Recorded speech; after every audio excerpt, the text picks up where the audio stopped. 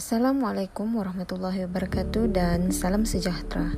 Kami dari kumpulan 10 akan membentangkan assignment kami yang bertajuk Isu berkaitan pendidikan dan pasaran buruh di Malaysia dalam tempoh 20 tahun yang lalu. Sebelum itu, saya akan memperkenalkan ahli kumpulan saya. Pertama, Nurman bin Abdul Razak. Kedua, Nur Hashikin bin Hashim. Ketiga, Muhammad Syaril bin Saridi. Dan yang keempat, Siti Yulandari binti Muhammad Yusuf. Mempunyai modal insan yang berpengetahuan dan agak profesional adalah faktor penting maksimum untuk Malaysia mentransformasikan negara untuk mencapai status negara yang berkembang. Oleh itu, kerajaan telah meningkatkan kuantiti enrolment sarjana di institusi pengajian tinggi awam berhampiran dalam apa jua aspek, subjek dan darjah peperiksaan bagi melahirkan modal insan yang mampu meningkatkan ekonomi negara. Sistem pendidikan Malaysia telah berubah sejak tahun 1824. Selaras dengan edisi Kamus Dewan 1993 mentakrifkan pendidikan sebagai perihal mendidik.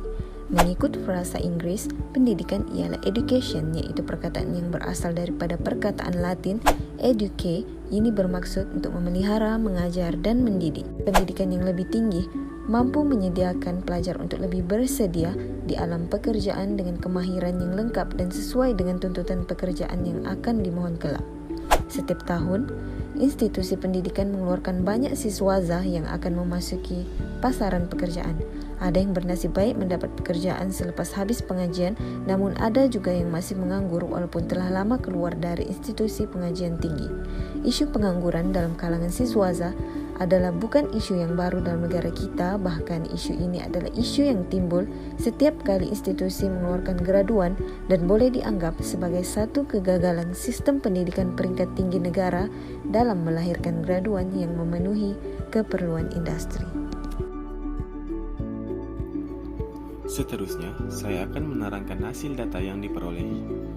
Jumlah siswaza bagi tahun 2008 hingga tahun 2020 menunjukkan nilai turun dan naik, yaitu jumlah siswaza menunjukkan peningkatan dari tahun 2008 hingga tahun 2013 dan menurun pada tahun 2014. Kemudian, jumlah siswaza meningkat semula dari tahun 2015 hingga tahun 2019 dan menurun semula pada tahun 2020.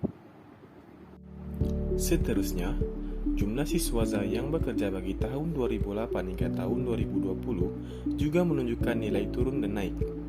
Jumlah siswaza yang bekerja menunjukkan penurunan dari tahun 2008 hingga tahun 2020 dan meningkat pada tahun 2020 hingga tahun 2012. Kemudian, nilai tersebut menunjukkan penurunan pada tahun 2013, seterusnya meningkat semula pada tahun 2014 hingga tahun 2019 dan menurun semula pada tahun 2020.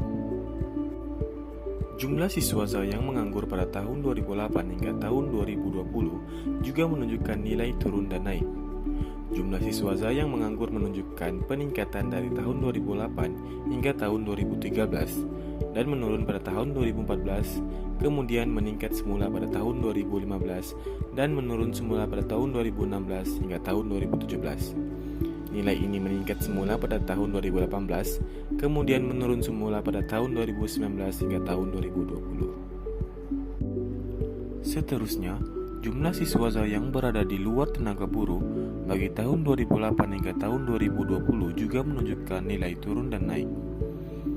Nilai tersebut menunjukkan peningkatan dari tahun 2008 hingga tahun 2015, kemudian menurun pada tahun 2016 hingga tahun 2017 dan meningkat semula pada tahun 2018. Seterusnya, menurun semula pada tahun 2019 hingga tahun 2020.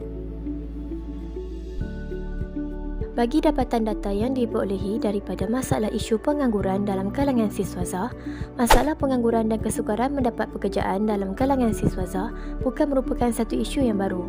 Pertambahan institusi pengajian tinggi awam maupun swasta serta bilangan pelajar yang memasuki pusat pengajian tinggi telah meningkatkan lagi tekanan terhadap persaingan untuk mendapatkan pekerjaan dalam pasaran. Justru itu, terdapat beberapa isu yang dapat dikemukakan yang menjadi faktor yang mendorong kepada masalah pengangguran dalam kalangan siswaza. Isu pertama yang menjadi punca pengangguran dalam ekonomi adalah disebabkan oleh persekitaran ekonomi yang kurang memberangsangkan.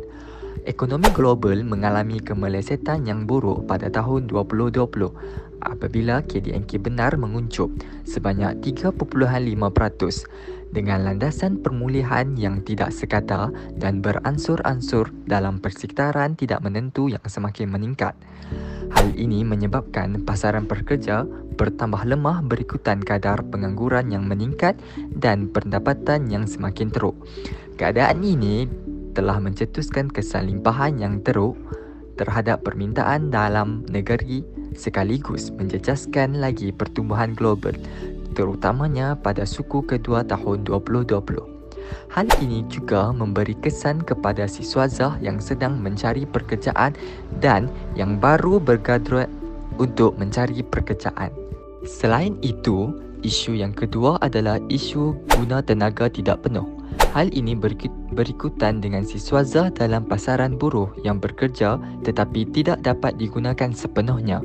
Perkara ini berhubung kadar pengangguran yang berlaku paling tinggi pada tahun 2009, iaitu kadar pengangguran adalah meningkat sebanyak 2.6%. Berdasarkan peningkatan kadar yang telah berlaku, dapat dilihat bahawa masalah pengangguran dalam kalangan siswazah adalah agak tinggi disebabkan masalah ekonomi yang tidak stabil yang menyebabkan guna tenaga penuh tidak dapat dilaksanakan penggunaannya dengan baik, dan perkara ini juga adalah berpunca daripada faktor-faktor seperti skop pekerjaan yang tidak dapat dijalankan dengan sebaiknya yang seterusnya menyumbang kepada guna tenaga yang tidak dapat digunakan dengan sebaiknya. Seterusnya, isu ketiga kadar pengangguran yang tinggi dalam kalangan siswazah adalah isu kursus yang diambil oleh siswazah tidak bersesuaian dengan pasaran kerja. Ada sesetengah kursus yang dianggap punca berlakunya pengangguran kerana ketidaksepadanan kerja berlaku dengan kehendak pasaran dan ekonomi. Antara kursus yang dinyatakan ke arah punca pengangguran berdasarkan kajian ialah program pentadbiran perniagaan, pengajian Islam, sastra, sains sosial dan sebagainya. Di samping itu, isu yang keempat adalah kadar gaji yang diberikan tidak setaraf dan suasana kerja yang tidak kondusif. Hanya beberapa peratus sahaja siswazah memperolehi pendapatan yang stabil dan setara dengan kelayakan siswazah. Hal ini menyebabkan kepada rasa tidak berpuas hati dalam kalangan golongan graduan, terutamanya banyak kes yang berlaku tekanan kerja yang berat tetapi tidak setaraf dengan gaji yang diberikan. Akhir sekali, isu yang kelima adalah masalah kurangnya ilmu pengetahuan asas dalam pengurusan dalam mencari kerja. Hal ini demikian kerana sesetengah golongan graduan tidak mengambil peluang untuk tambahkan kemahiran soft skill sebagai tambahan. Kesimpulannya, isu pendidikan dan pasaran buruh bukanlah isu yang baru dalam negara Malaysia. Isu ini adalah isu yang sentiasa ada setiap tahun.